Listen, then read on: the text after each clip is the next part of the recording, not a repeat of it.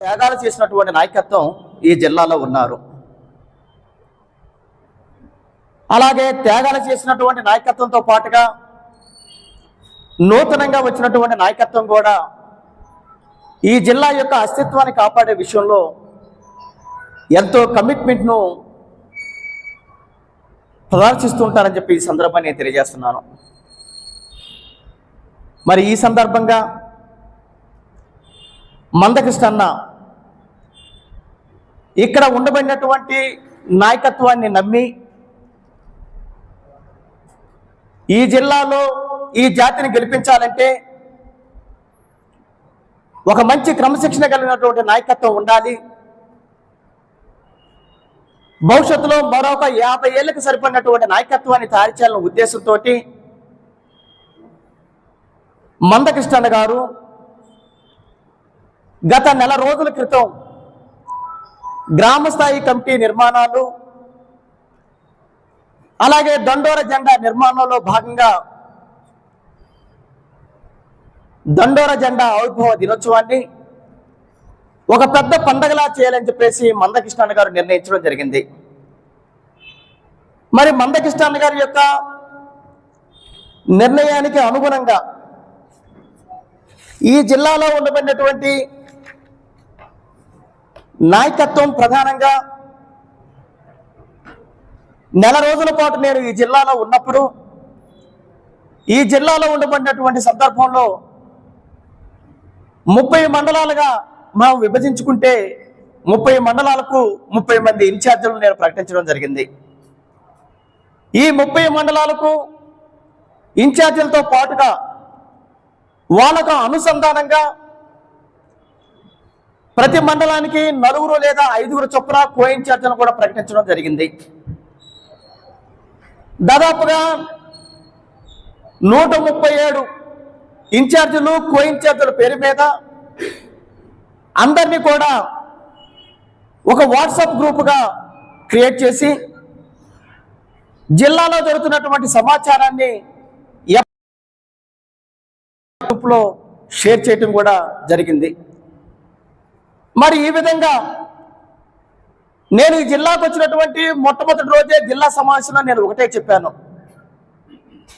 నేను కష్టపడతాను, మీరు కష్టపడండి.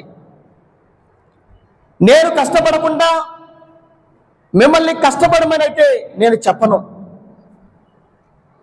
నేను ఏ రోజు ఎక్కడ జిల్లాలో ఉన్నాను అనేటువంటి నా సమాచారం ఇన్ఛార్జీలు కో ఇన్ఛార్జీలకు అందరికి కూడా వాట్సాప్ గ్రూప్లో వస్తూ ఉంటుంది. అలాగే రోజువారీ మీ సమాచారాలు కూడా ఆ వాట్సాప్ గ్రూప్లో మీరు పంపించాలని చెప్పేసి జిల్లా సమావేశంలో నేను స్పష్టంగా చెప్పడం జరిగింది. మరి నేను మీ అందరికి ఇచ్చినటువంటి మాట ప్రకారం నేను ఏదైతే నేను కష్టపడతానో మీరు కష్టపడండి. నేను కష్టపడకుండా ఏసీ రూముల్లో ఉండి మిమ్మల్ని కష్టపడమని అయితే నేనైతే చెప్పను. నేను కష్టపడతాను, మీరు కష్టపడండి అని చెప్పేసి ఏదైతే మీకు మాట ఇచ్చానో ఆ మాట ప్రకారం జిల్లా మొత్తం కూడా 30 మండలాలు ఉంటే 30 మండలాలు రోజుకు 3 మండలాల చొప్పున, దాదాపుగా రోజుకు 3 మండలాల చొప్పున, కొన్ని సందర్భాల్లో 2 మండలాల చొప్పున జిల్లా మొత్తం కూడా నేను మండల సమావేశాలను పెట్టుకుంటూ రావడం జరిగింది. మరి ఈ విధంగా నేను ముందుగానే ఒక షెడ్యూల్ కూడా ప్రకటించాను. నా షెడ్యూల్ ప్రకారం రోజుకు 3 మండలాల చొప్పున నేను ఈ షెడ్యూల్ ఈ డేట్ ప్రకారం ఒక్క రోజు కూడా అటు ఇటు కాకుండా జూలై 7వ తారీఖు వరకు నా షెడ్యూల్ నేను స్పష్టంగా ప్రకటించాను. ఆ ప్రకటించిన షెడ్యూల్ ప్రకారమే 30 మండలాలను కూడా నేను సమీక్షించి 30 మండలాలు కూడా సమావేశాలు నిర్వహించి మరలా 2వ విడత పర్యటనలో భాగంగా మరలా 7 నియోజకవర్గాలకు 2వ విడత పర్యటనలు నేను ప్రారంభించడం జరిగింది. మరి 7 నియోజకవర్గాల సమీక్ష సమావేశాలు కూడా మండల ఇన్ఛార్జీలుగా కో ఇన్ఛార్జీలుగా పెట్టినటువంటి వారి యొక్క పని విధానానికి సంబంధించి వారు ఇప్పటి వరకు ఎన్ని జెండాలు నిర్మించారు, ఇంకెన్ని జెండాలు నిర్మించాలి, రోజు మొత్తం మీద వాళ్ళ పని దినాలన్నీ నెల రోజులు పని దినాలుగా చూసుకుంటే నెల రోజుల్లో ఎవరు ఎన్ని రోజులు పని చేశారు, ఎన్ని రోజులు పని చేయలేదని చెప్పేసి ఒక సంక్షిప్తమైనటువంటి ఒక రిపోర్ట్ను కూడా 30 మండలాలకు సంబంధించినటువంటి రిపోర్ట్ను కూడా తయారు చేయడం జరిగింది. మరి ఈ విధంగా పెద్దలారా ఈ రిపోర్ట్లను తయారు చేయడం కావచ్చు, మన పని విధానాన్ని ఎప్పటికప్పుడు సమీక్షించుకోవడం కావచ్చు, నాయకత్వాన్ని పనిలో పెట్టే విషయం కావచ్చు, ఇవన్నీ కూడా మన అధినాయకుడు మందకృష్ణ మాదిగ గారు మనల్ని నమ్మి మనల్ని నాయకులుగా పెట్టారు. అలాగే నన్ను నమ్మి ఈ జిల్లాకు ఒక ఇన్ఛార్జిగా నన్ను పంపించారు. మరి మందకృష్ణ గారు నమ్మి ఇన్ఛార్జిగా పంపిస్తే మరి పని విధానంలో నేను అందరికన్నా నెంబర్ 1గా ఉండకపోతే నేను ఖచ్చితంగా ఉద్యమానికి ద్రోహం చేసిన వాడిని అవుతాను. మరి అందుకని నేను వచ్చిన నాటి నుండి ఈ జిల్లాకు వచ్చిన నాటి నుండి కూడా జూలై 7వ తారీఖున దండోరా 31వ ఆవిర్భావ దినోత్సవాన్ని పూర్తి చేసుకుని నేను వెళ్ళేంత వరకు కూడా ఎక్కడ కూడా నేను విశ్రమించలేదు. నేను ఎక్కడ కూడా విశ్రాంతి తీసుకునే సందర్భం కూడా లేనే లేదు. జూలై 7వ తారీఖున చిట్ట చివరి రోజు కూడా దాదాపుగా ఆలగడ్డ నియోజకవర్గంలో ఒక 6 నుండి 7 గ్రామాల్లో నిరంతరం ఉదయం 8 గంటల నుండి ఆలగడ్డ నియోజకవర్గంలో దాదాపుగా ఒక 6-7 గ్రామాల్లో దండోర జెండా నిర్మాణాలను ఆవిష్కరణలు పూర్తి చేయడం కూడా జరిగింది. ఎందుకు ఇంత శ్రమించాల్సి వచ్చిందంటే ఈ నంద్యాల జిల్లాను 2 తెలుగు రాష్ట్రాల్లో నంబర్ 1 స్థానంలో నిలబెట్టాలనేదే నా ఆశ. ఈ నంద్యాల జిల్లా ఈ 2 తెలుగు రాష్ట్రాలకు ఒక ఆదర్శంగా నిలబడాలి. నంద్యాల జిల్లా ఒక దిక్సూచిగా నిలబడాలి. నంద్యాల జిల్లాను ఈ 2 తెలుగు రాష్ట్రాల్లో ఆదర్శంగా తీసుకోవాలనేటువంటి ఒక లక్ష్యంతో నేను వచ్చిన నాటి నుండి కూడా శ్రమిస్తూ ముందుకు వెళ్ళడం కూడా జరిగింది. మరి ఇన్ఛార్జీలుగా పెట్టినటువంటి వాళ్ళు, మరి కో ఇన్ఛార్జిగా పెట్టినటువంటి వాళ్ళ పని విధానానికి సంబంధించి నేను నియోజకవర్గ సమీక్ష చేశాను. ఇప్పుడు జిల్లా సమీక్ష కూడా నేను చేశాను. మరి మండలాలకు ఇన్ఛార్జిగా తీసుకున్నటువంటి వాళ్ళైతే మాత్రం 50% మాత్రం వాళ్ళ రిజల్ట్ అయితే బాగాలేదు. 50% వాళ్ళ రిజల్ట్ అనేది బాగాలేదు.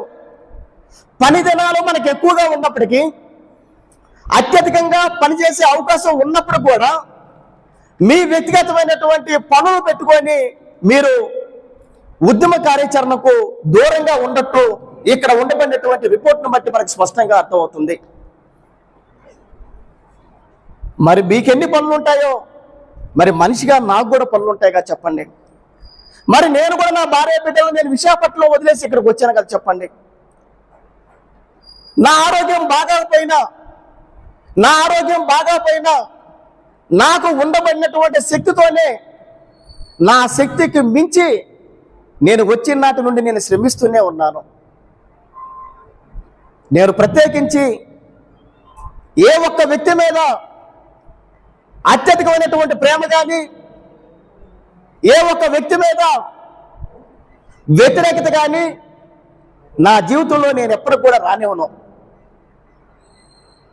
నేను వ్యక్తిగా ఉంటే నాలో అలాంటి అవలక్షణాలు రావచ్చామో కానీ, నన్ను నమ్మి నా నాయకుడు ఒక జాతీయ అధ్యక్షుడిగా పెడితే అందరినీ సమన్వయం చేసుకొని నాయకత్వాన్ని ముందుకు నడిపించేటటువంటి లక్ష్యంతో మాత్రమే పనిచేస్తూ ఉంటాను.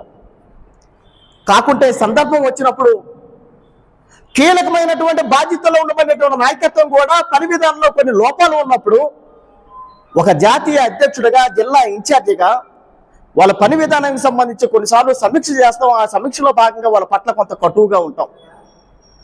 ఎందుకు కటువుగా ఉంటామంటే అది వ్యక్తిగతమైనటువంటి దేశం కానే కాదు. బాధ్యత కలిగినటువంటి హోదాలో ఉండబడినటువంటి వాళ్ళు బాధ్యతను విస్మరించినప్పుడు మరి కింది స్థాయి వాళ్ళు ఎవరిని ఆదర్శంగా తీసుకోవాలి మీరు చెప్పండి. మరి కింది స్థాయి నాయకత్వానికి జిల్లాలో ఉండబడినటువంటి ప్రధాన నాయకత్వం ఆదర్శంగా ఉండాలి. మరి జిల్లాలో ఉండబడినటువంటి ప్రధాన నాయకత్వానికి జిల్లా ఇన్ఛార్జి ఆదర్శంగా ఉండాలి. మరి జిల్లా ఇన్ఛార్జి ఆదర్శంగా ఉండాలనే ఉద్దేశంతో మాత్రమే నేను నిరంతరం శ్రమించాను. ఒక్కరోజు నా పని విధానంలో ఎక్కడైనా లోపం ఉన్నా, ఒక్కరోజు నా పని విధానానికి సంబంధించినటువంటి సమాచారాన్ని మందకృష్ణ గారికి పంపించకపోయినా వెంటనే నాకు ఫోన్ వచ్చేది. మరి ఈ 4 రోజుల పాటు నా కార్యాచరణను ప్రతిరోజు ఉదయం పూట నేను ఎక్కడ ఉన్నాను, మధ్యాహ్నం ఎక్కడున్నాను, సాయంత్రం ఎక్కడున్నాను అనేటటువంటి నా ఫోటోలతో కూడుకున్నటువంటి నా సమాచారాన్ని, నేను ఎప్పుడు ఏ గ్రామంలో ఎంతమందితోటి నేను సమావేశాలను ఏర్పాటు చేసినటువంటి సమాచారాన్ని మందకృష్ణ గారికి ప్రతిరోజు నా అప్డేట్ ఇస్తూనే ఉన్నాను. అది ఇవ్వాలి కూడా.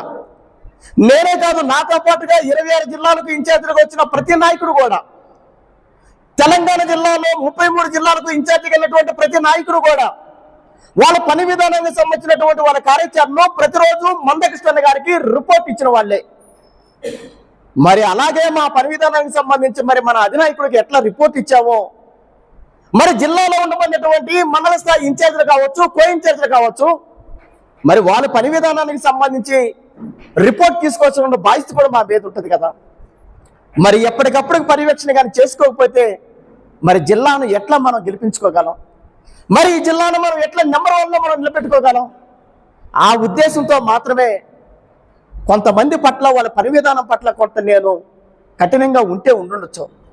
ఆ కఠినంగా కూడా నాకు తెలిసినంత వరకు నేను ఎప్పుడు కూడా హార్ష్గా నేను బిహేవ్ చేయను.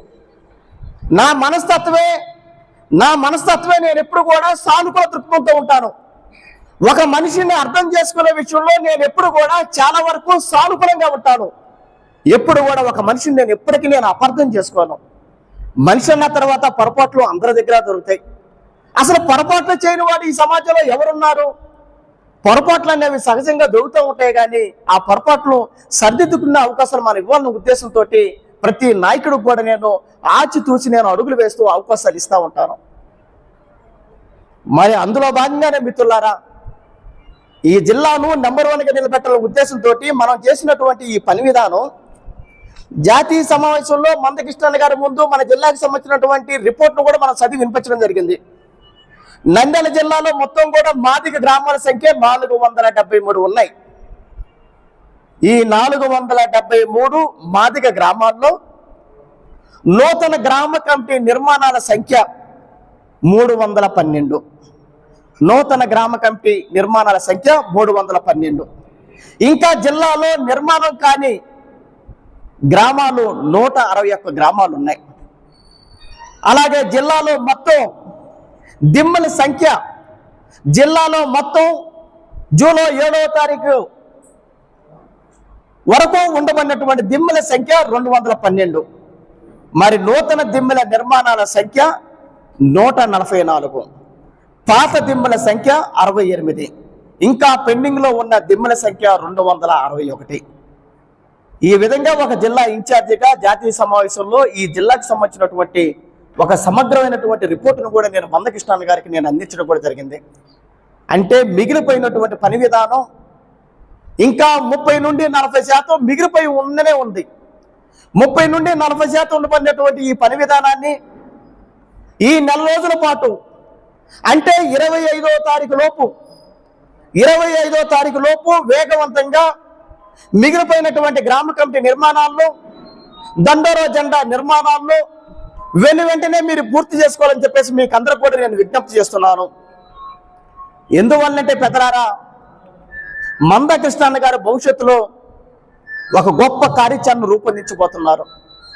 ఈ దేశంలోనే, ఈ సమాజంలో ఉండబడినటువంటి దళిత పీడిత అణగారిన ప్రజలందరి యొక్క సమస్యలను ఒక ఎజెండాగా తీసుకొని ఈ దేశం మొత్తాన్ని ప్రభావితం చేయగలిగినటువంటి శక్తి ఒక ఎంఆర్పిఎస్కి ఉంది. కాబట్టి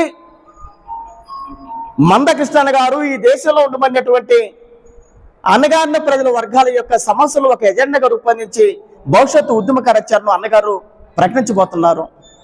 మరి అలాంటి ఉద్యమ కార్యాచరణను ప్రకటించేదానికి ముందుగా ఎంఆర్పిఎస్ సైన్యాన్ని సిద్ధం చేయాలన్న ఉద్దేశంతో మందకృష్ణ గారు ఆయన ఎంతో అహర్నిశలు ఆయన శ్రమిస్తూ నాయకత్వాన్ని ఎప్పటికప్పుడు కూడా అలర్ట్ చేస్తూ ఉన్నాడు.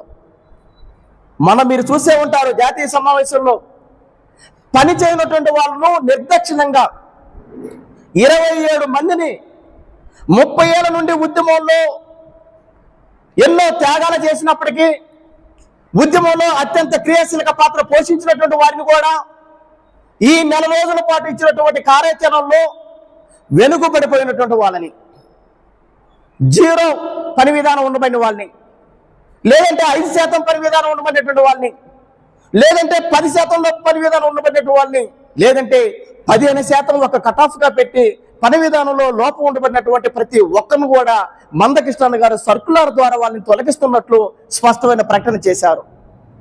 మరి అలా ఉంటేనే మందకృష్ణ గారు ఈ జాతిని కాపాడుకోగలరు. అలా ఉంటేనే మందకృష్ణ గారు ఈ జాతిని కాపాడుకోగలరు. మరి తీసేసిన వాళ్ళందరూ కూడా ఎన్నో త్యాగాలు చేసిన వాళ్ళే, వాళ్ళందరి మీద కూడా ఎన్నో కేసులు ఉన్నాయి,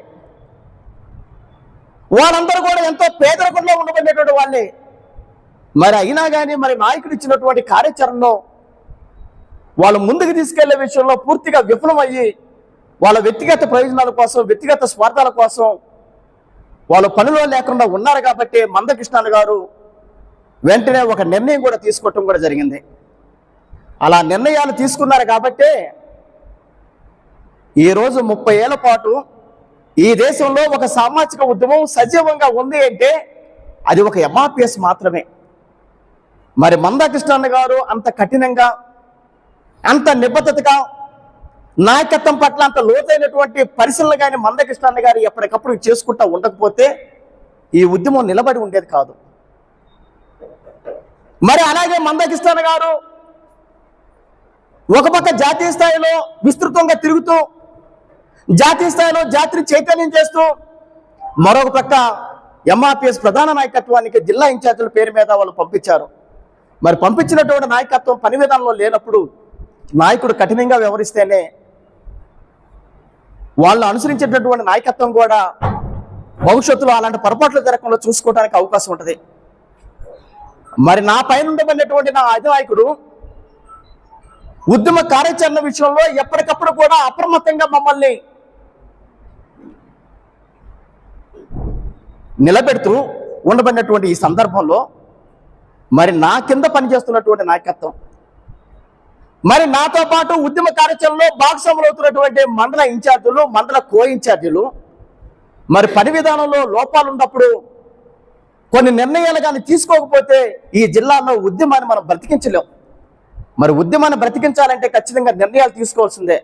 ఆ నిర్ణయంలో భాగంగానే మొదటి విడతలో జరిగినటువంటి నా పర్యటనలో, రెండో విడతలో జరిగినటువంటి నా పర్యటనలో దాదాపుగా ఒక 4 మండలాల్లో ఇన్ఛార్జీలు మార్చి వెంటనే మళ్ళా అదే స్థానంలో అదే రోజు వాళ్ళు ఇన్ఛార్జీలుగా పెట్టడం కూడా జరిగింది. మరి అలాగే ఈ సమావేశం తర్వాత ఈ జిల్లా మొత్తం మీద నిర్లక్ష్యంగా ఉండమనేటువంటి నాయకత్వం, మండల ఇన్ఛార్జీలు ఎవరున్నారని చెప్పేసి నేను మళ్ళీ ఒక లిస్ట్ అవుట్ చేస్తాను. నిర్లక్ష్యంగా ఉండమన్నటువంటి మండల ఇన్ఛార్జీల పట్ల ఒక లిస్ట్ అవుట్ చేస్తాను. ఆ లిస్ట్ అవుట్ చేసిన తర్వాత అలాగే ఆ మండల పరిధిలో ఎవరైతే ఇన్ఛార్జిగా ఉన్నారో వారి యొక్క నాయకత్వంలో పనిచేస్తున్నటువంటి కో ఇన్ఛార్జీల పనితీరుకు సంబంధించి కూడా ఆ మండల ఇన్ఛార్జీలను అడిగి నేను కనుక్కుంటాను. ఒక రిపోర్ట్ తయారు చేసి మరలా మండల ఇన్ఛార్జీలకు సంబంధించినటువంటి మార్పులు చేర్పులు జరుగుతాయి. అలాగే కో ఇన్ఛార్జీలకు సంబంధించినటువంటి మార్పులు చేర్పులు కూడా మరలా జరుగుతాయి. మరలా ఒక 2 రోజుల్లో సర్కులర్ అనేది కూడా స్పష్టంగా రిలీజ్ చేయటం కూడా జరుగుతుంది. ఈ నెల రోజుల పాటు మిత్రులారా జిల్లా ఇన్ఛార్జిగా నంద్యాల జిల్లాలో ఉండే అవకాశం నాకు లేదు. జిల్లా ఇన్ఛార్జిగా నంద్యాల జిల్లాలో మరొక నెల రోజుల పాటు నిర్మాణాల పేరు మీద ఉండే అవకాశం నాకు లేదు. దానికి కారణం ఆగస్టు 13వ తారీఖున మందకృష్ణ గారు వృద్ధులు వితంతువులు అలాగే వికలాంగులకు సంబంధించినటువంటి ఒక గొప్ప కార్యక్రమాన్ని ఆగస్టు 13వ తారీఖున LB స్టేడియంలో మందకృష్ణ గారు నిర్వహించాలని చెప్పేసి నిర్ణయించడం జరిగింది. మరి ఆ కార్యాచరణలో భాగంగా హైదరాబాద్ జిల్లాలో కూడా ఏదో ఒక జిల్లాకు ఇన్ఛార్జిగా వెళ్లాల్సినటువంటి బాధ్యత నా మీద ఉంది. కాబట్టి నాతో పాటుగా ఈ రాష్ట్రంలో ఉండబడినటువంటి ఒక 15 మంది టాప్ లీడర్స్ అందరూ కూడా సెలెక్ట్ చేసి వెంటనే హైదరాబాద్ రావాలని చెప్పేసి మందకృష్ణ గారు నిర్ణయించడం జరిగింది. మరి ఆ నిర్ణయానికి ముందుగా మందకృష్ణ గారు ఒక సందేశం ఇచ్చారు. మీరు హైదరాబాద్ వచ్చే నాటికి ముందే మీరు ఎక్కడ ఏ జిల్లాలో ఇన్ఛార్జిగా ఉంటే ఆ జిల్లాకు మీరు వెళ్ళి జిల్లా సమావేశాలు ఏర్పాటు చేసి మీరు లేకపోయినా కానీ ఆ జిల్లాను ముందుకు నడిపించేటటువంటి కో ఇన్ఛార్జీలు మీరు నియమించి ప్రతిరోజు కూడా వాళ్ళని ఫాలోఅప్ చేసుకుంటూ ఈ నెల రోజుల పాటు జరిగేటటువంటి నిర్మాణంలో ప్రధానంగా గ్రామ స్థాయి కమిటీ నిర్మాణాలు అనేవి దాదాపుగా ఒక 70% పూర్తయినాయి కాబట్టి ఈ వారం రోజుల్లో ఆ రిమైనింగ్ 30% కూడా గ్రామ స్థాయి కమిటీల్లో మీరు నిర్మాణాలు పూర్తి చేసుకొని వెంటనే మండల కమిటీలను అనౌన్స్ చేయమని చెప్పేసి మందకృష్ణ గారు మన జాతీయ సమావేశంలో నిర్ణయించారు. మరి మండల కమిటీ ఎంపిక అయిపోయిన వెంటనే నియోజకవర్గ కమిటీలను వెంటనే మళ్ళా ప్రకటించాల్సినటువంటి అవసరం ఉంది. మరి నియోజకవర్గ కమిటీలు ప్రకటించిన వెంటనే మరలా జిల్లా కమిటీకి సంబంధించినటువంటి పూర్తి స్థాయి జిల్లా కమిటీకి సంబంధించినటువంటి జిల్లా కమిటీని కూడా మరలా ప్రకటించాల్సినటువంటి అవసరం ఉంది. జిల్లా కమిటీని ప్రకటించడం అంటే జిల్లా అధ్యక్షుని తీసేయటం కాదు. జిల్లా అధ్యక్షుడు అలాగే ఉంటాడు. అతనికి అనుబంధంగా మరొక 20-25 మంది నూతన నాయకత్వం జిల్లా కమిటీలోకి తీసుకోవటం జరుగుతుంది. మరి ఈ ప్రక్రియ మొత్తం కూడా ఆగస్టు 13వ తారీఖు లోపే వేగవంతంగా ఈ ప్రక్రియను పూర్తి చేయాలని చెప్పేసి మందకృష్ణ గారు ఆదేశించారు.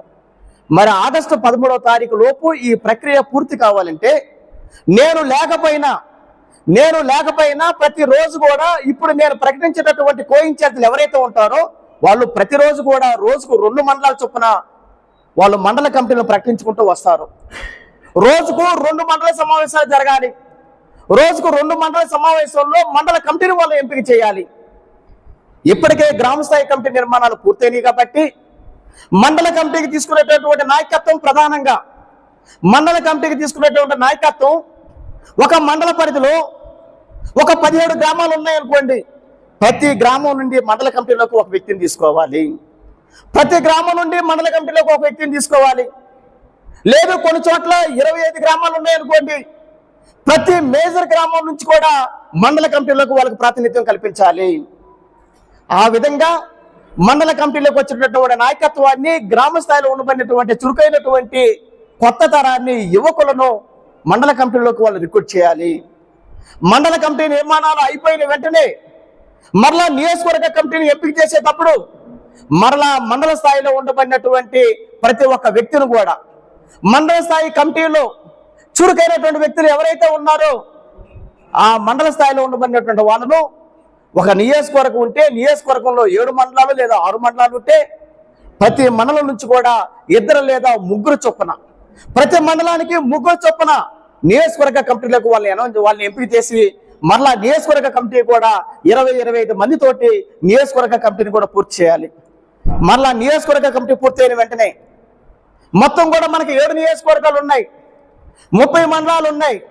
మరి మండల స్థాయి కమిటీలో నియోజకవర్గ కమిటీలో జిల్లా కమిటీకి వచ్చేటప్పటికి మాత్రం ఖచ్చితంగా మండల కమిటీ నుంచి ఒకరిని తీసుకోవాలి, నియోజకవర్గ కమిటీ నుంచి ఇతరులను తీసుకోవాలి, మండలం నుంచి ఒకరిని, నియోజకవర్గం నుంచి ఒకరిని, అలా జిల్లా కమిటీలోకి దాదాపుగా 20-25 మందితోటి మరలా మనం వాళ్ళని ప్రమోట్ చేయాలి.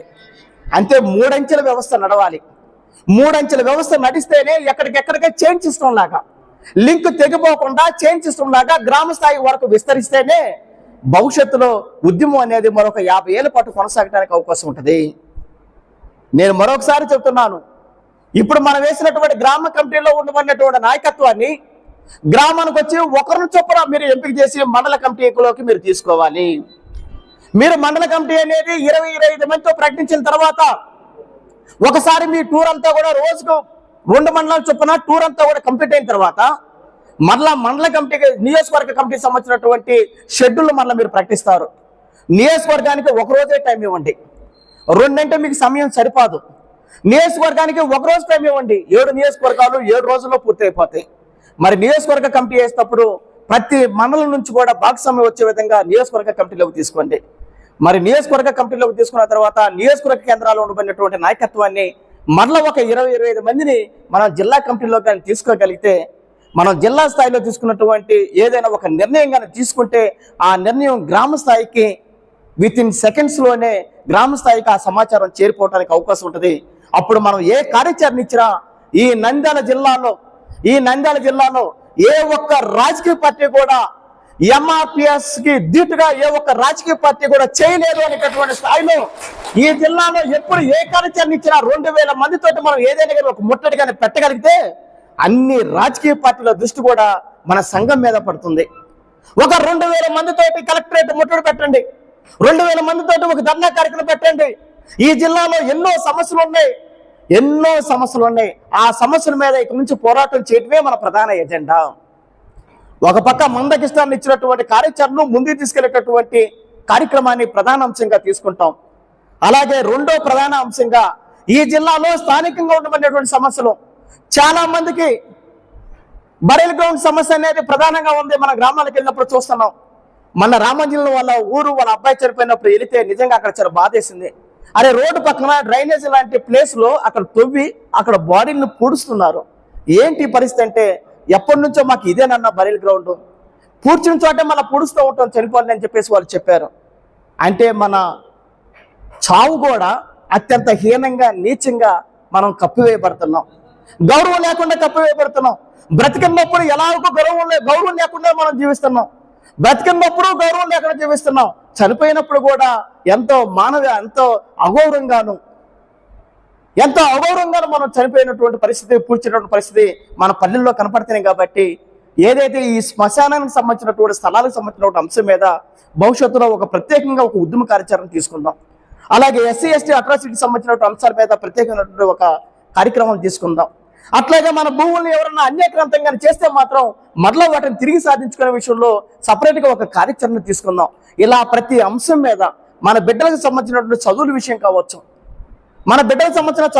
కావచ్చు, ప్రతి అంశం మీద ఒక ప్రత్యేకమైనటువంటి కార్యాచరణ తీసుకొని భవిష్యత్తులో ఒక ఉద్యమ కార్యాచరణ ఈ జిల్లాలో తీసుకోవాల్సిన అవసరం ఉంది. కాబట్టి ఆ కార్యక్రమం చేసే నాటికి మన సైన్యాన్ని మనం సిద్ధం చేసుకోవాల్సిన అవసరం ఉందని చెప్పేసి ఈ సందర్భంగా నేను తెలియజేస్తూ, మిత్రులారా, నేను ఇక్కడ లేకపోవచ్చు కానీ నేను హైదరాబాద్లో ఉన్నప్పుడు కూడా ప్రతిరోజు కూడా ఇప్పుడు ఏదైతే మనం కో-ఇన్ఛార్జీలుగా జిల్లా స్థాయిలో కో-ఇన్ఛార్జీలుగా ఒక 5 లేదా 6 మందిని ఇప్పుడు ప్రకటిస్తామో, ఆ ప్రకటించినటువంటి వాళ్ళు మాత్రమే, వాళ్ళ నాయకత్వంలో మాత్రమే ఎంఆర్పిఎస్ మండల ఇన్ఛార్జీలు కావచ్చు, కో-ఇన్ఛార్జీలు కావచ్చు, వాళ్ళు పనిచేయాల్సి ఉంటుంది.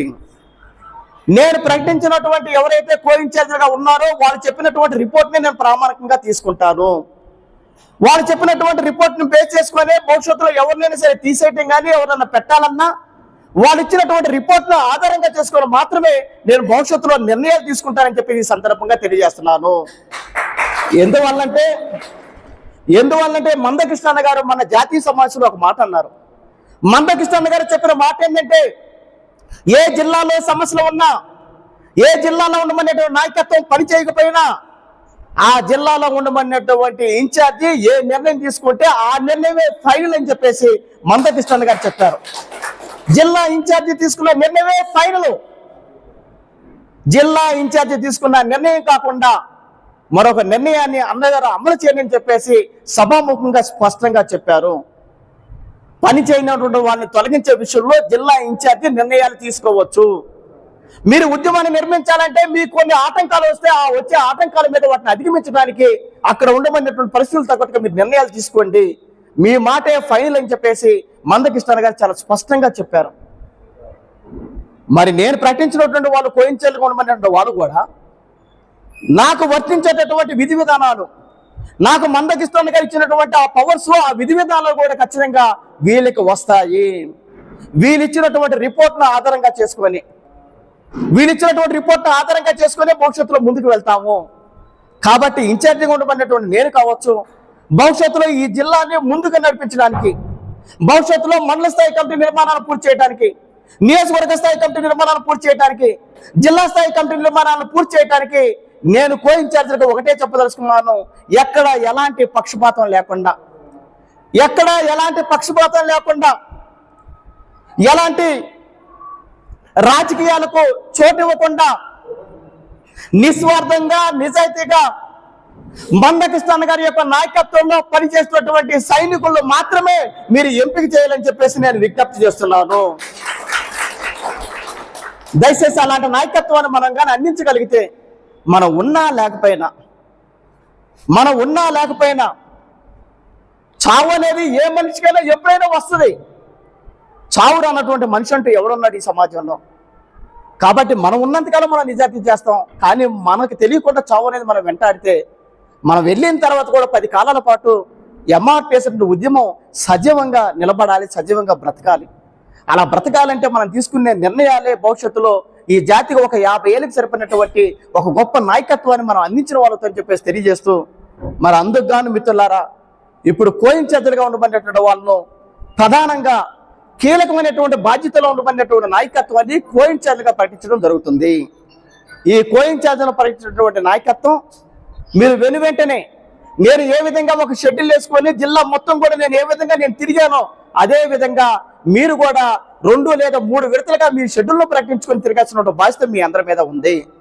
నేనే మీకు షెడ్యూల్ ప్రకటిస్తాను, నా సర్కులర్ మీద నేనే మీకు షెడ్యూల్ ప్రకటిస్తాను.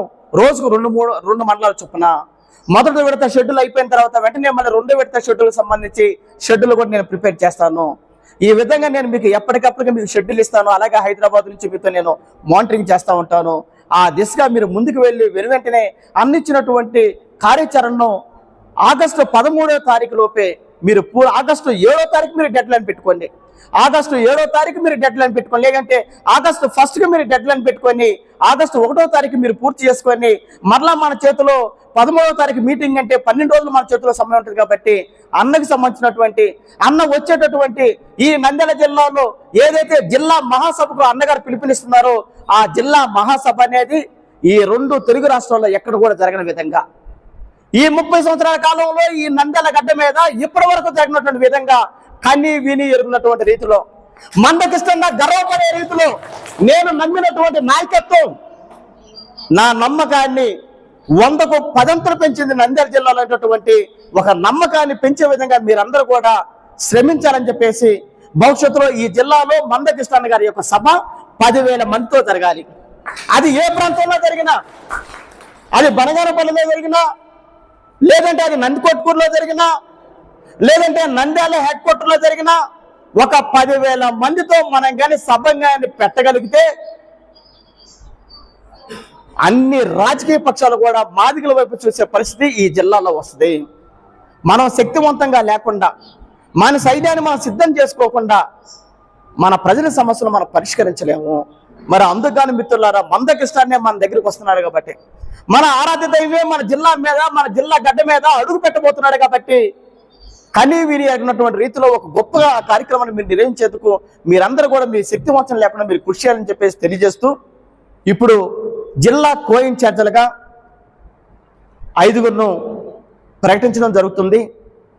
ఈ 5గురులో మహాజన సోషలిస్ట్ పార్టీ జిల్లా అధ్యక్షులు కత్తి ఓబులేష్ గారిని జిల్లా కోయిన్ఛార్జిగా ప్రకటించడం జరుగుతుంది. అలాగే నంద్యాల జిల్లా ఎంఆర్పిఎస్ జిల్లా అధ్యక్షులు తమ్ముడు శివనారాయణ మాది గారిని కూడా మరొక కోయిన్ఛార్జిగా ప్రకటించడం జరుగుతుంది.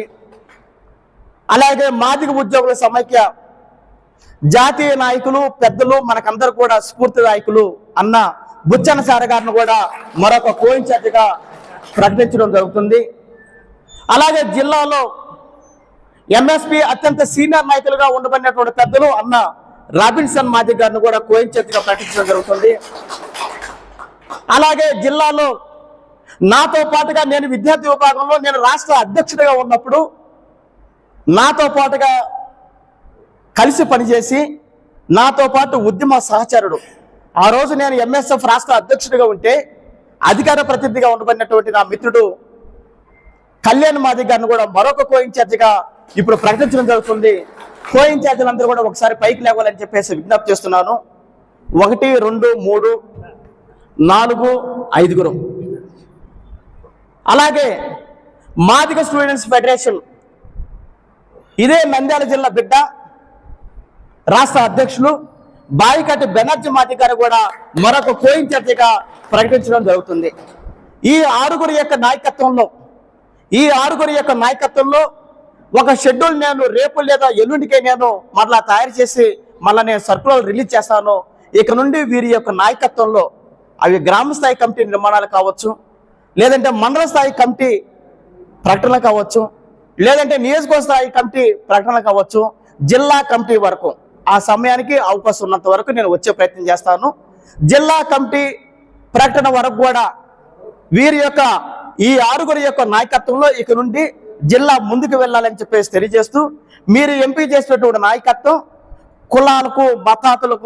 కులాలకు మతాలకు అతీతంగా, అలాగే ప్రాంతాలకు అతీతంగా, గ్రూపులకు అతీతంగా మందకిష్టన్న గారి యొక్క నాయకత్వంలో నడిచినటువంటి నాయకత్వాన్ని మీరు ఎంపిక చేస్తారని చెప్పేసి నమ్ముతూ ఇక్కడ మాట్లాడే అవకాశం కల్పించిన నా నంద్యాల జిల్లాలో ఉండబడినటువంటి నా మాదిగ జాతి కుల పెద్దలకు, యువకులు, విద్యార్థులకు, అలాగే ఎంఆర్పిఎస్, ఎంఎస్పి, ఎంఈఎఫ్ ప్రధాన నాయకత్వానికి పేరు పేరున ఎంఆర్పిఎస్ జాతీయ కమిటీ పక్షాన నా సామాజిక నమస్కారం తెలియజేసి ముగిస్తున్నాను. జై మాదిగ, జై మందకృష్ణ మాదిగ.